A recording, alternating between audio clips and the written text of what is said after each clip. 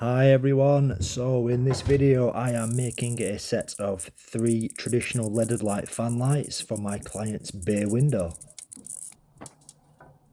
For the design on this project I have taken the actual layout from an existing set of windows in my client's home. So they have a bay window elsewhere in the home, it's either a dining room or a lounge room, something like that.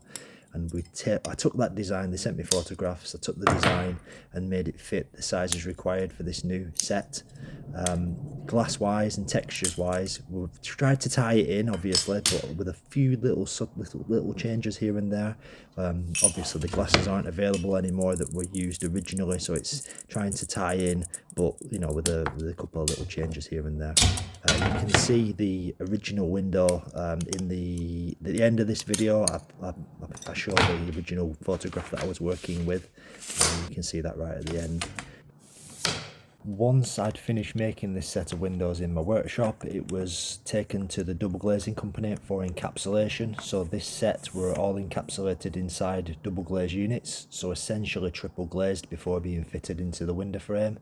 It's just another option that happens to some of the projects that I make, so these were encapsulated.